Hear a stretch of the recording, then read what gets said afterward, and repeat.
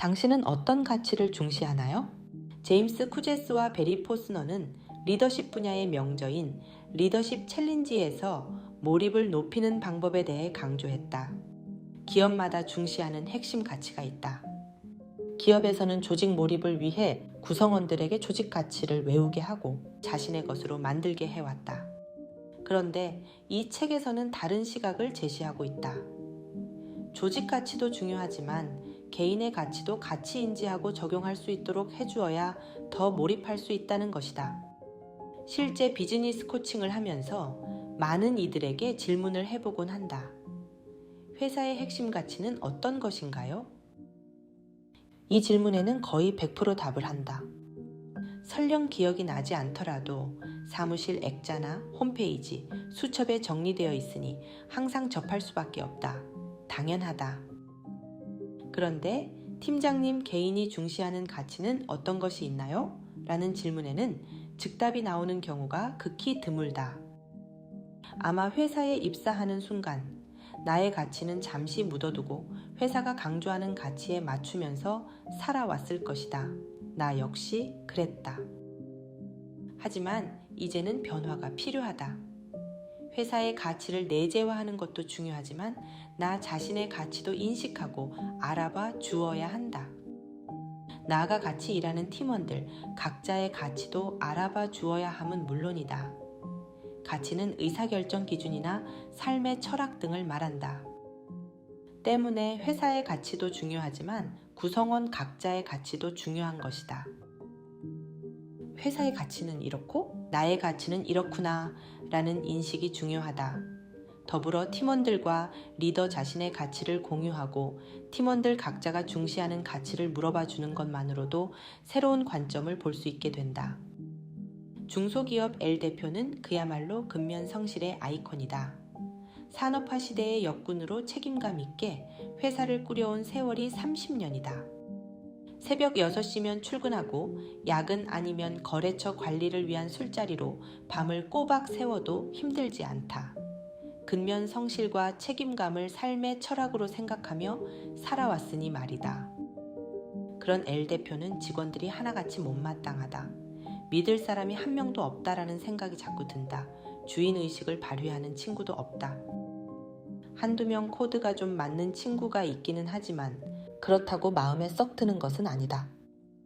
다들 열심히 일하지 않는 모습이 눈에 거슬리고 퇴근 시간만 되면 칼같이 회사를 나서려는 직원들이 속으로는 못마땅하다 못해 한심하다. 그래도 어쩔 수 없다. 52시간 근무제니 워라밸이니 하고 떠들어대니 어쩔 수 없이 따르지만 속은 매일 부글부글 끓어오른다. 근무 시간에 버젓이 이어폰을 끼고 일하는 친구가 있는가 하면 주어진 업무도 건성건성인 것 같고 해오는 결과물마저 신통치 않으면 더욱 화가 치민다. L 대표는 경영 코칭을 받으면서 코치를 만났다. 처음에는 미션이나 비전, 전략 등에 대해서 대화를 하다가 차츰 인재 육성에 대한 주제로 확장되어 나갔다. 내 마음 같지 않은 구성원들에 대한 불편한 마음도 언급하게 되었는데 갑자기 코치가 L 대표에게 같이 일하는 임원과 고위 간부 10명의 이름을 적으라고 했다. 그리고 그 사람들에 대한 신뢰 점수를 적어보라고 했다. 코드가 잘 맞는 2명의 임원은 80점을 주었다. 나머지 중간 리더들은 대부분 30, 40점으로 적었다. 누구의 관점에서 이해하는가? 대표님의 그 신뢰 점수는 그들이 대표님을 믿는 정도라고 보면 될 것 같습니다. 믿음이라는 것은 상대적이니까요. 어떻게 생각하시는지요? 코치의 말의 순간 L 대표의 얼굴이 화끈 달아올랐다. 그럴 수도 있겠다는 생각이 스치고 지나갔다. 그러면서 내가 이들을 믿어주지 않은 결과인가 하는 생각도 들었다. 코치는 그 점수 옆에 그들의 평소 태도나 행동에서 보이는 그들의 가치 언어를 찾아 적어보라고 했다. L 대표는 그들에게 걸맞은 가치를 찾기 시작했다. 신뢰 지수를 숫자로 표현하는 것은 단숨에 할 수 있었지만 이 작업은 만만치 않았다. 그런데 그들에게 걸맞은 가치 언어를 하나하나 찾으면서 내가 그들을 정말 몰랐구나 하는 마음이 올라왔다.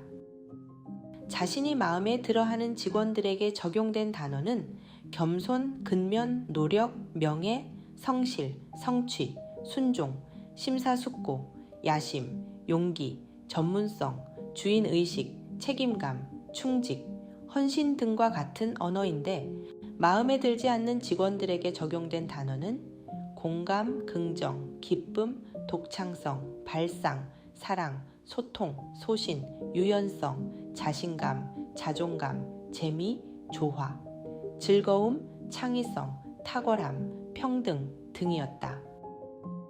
이렇게 정리를 해보니 엘 대표 자신뿐만 아니라 구성원들 간의 가치 충돌도 만만치 않았겠구나 하는 생각이 들었다. 그동안 회사의 가치만 주야장천 강조했던 그는 구성원들과 함께 가치를 찾아주는 활동을 해보기로 했다. 땡땡땡 상무는 개인적으로는 어떤 가치를 중시하나? 엘 대표는 이렇게 물으며 자신이 배운 대로 가치는 삶의 기준점, 의사결정 기준점이라는 설명과 함께 가치 언어를 보여주고 찾도록 했다. 그러자 가치를 물어봐준 사람은 대표님이 처음이었다 라면서 뭔가 뭉클함이 올라왔다고 말하는 임원도 있었다. 엘 대표는 가치 경영이 긍정 효과를 가져옴을 현장에서 느낄 수 있었다. 더 이상 가치가 다른 팀원들이 밉지 않게 됨은 물론이다. 장 프랑수와 만초니는 확신에 덫에서 리더들은 자신을 과신하고 모든 답은 자신 안에 있다는 착각에 빠져든다. 또 팀원들에게 꼬리표를 달면서 선입견을 갖게 된다고 강조하고 있다. 또한 심리학적으로 자신의 주관에 부합하는 정보만을 인식하는 확증 편향 때문에 자기가 보고 싶은 것만 보고 믿고 싶은 것만 믿으려고 한다고 말한다. 우리는 말로는 다름의 이해를 강조하고 또 실천한다고 한다.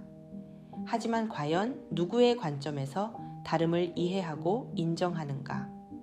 자각하지 못하는 사이에 우리는 이미 판단을 하고 있다. 그것을 자각하는 것이 첫 번째이다. 자각을 한 후에 어떤 판단도 해석도 없이 그 사람을 본다는 것은 그의 성품과 품성을 알아봐 주는 것이다. 성품은 타고난 기질이고 본성이라고도 표현한다. 품성은 후천적으로 훈련에 의해서 형성된 성품이다. 조직을 이끌어가는 리더라면 팀원의 가치인 성품과 품성을 충분히 알아봐주고 인정해 주어야 한다. 그들이 그 가치를 인식하게 해주는 것만으로도 일과 삶에 더 몰입하게 해준다. 이것이 바로 인성 리더십이다.